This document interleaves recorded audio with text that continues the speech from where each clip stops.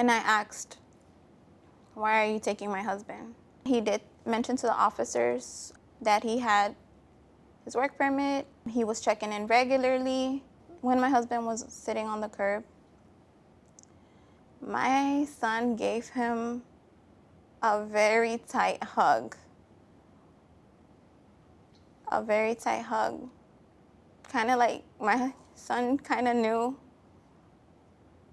that something was wrong. He was able to call you and tell you, I am being sent to El Salvador to be in prison there. He told me, if you don't receive a call for me by tonight, he's like, it's because they send me there. And he never called.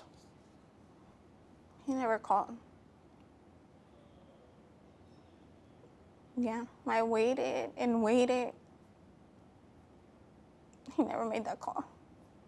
I was very scared because I've seen news of that prison, and I knew they take criminals there, and my husband's not a criminal.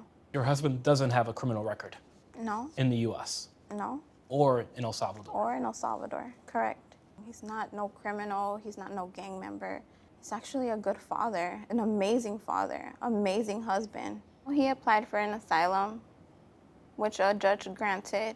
The judge gave him a protective order. Because he was able to prove that he could be persecuted by gangs in El Salvador. Correct. That was the reason. Yes. If a judge said he could be here to have protection, he shouldn't be deported. The Salvadorian president posted videos and photos of the detainees, the deportees, being sent to Secot. Did you identify your husband in any of those videos? I saw pictures and I recognized him because of his tattoo and also a video of him when they're taking him inside. And when I saw it, I immediately broke down because I knew it was him. I knew exactly that it was him. What was your biggest fear when you identified him? I was scared for his life. After all, that prison in El Salvador houses the same gang members he said he fled from, correct? Correct, yes. How's your son dealing with this entire situation? So him and my son are very, very close, extremely attached. So when we get home, he always goes straight to the room to look for my husband.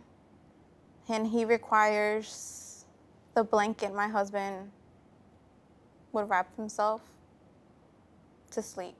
If you had the opportunity to talk directly to President Trump, what would you tell him?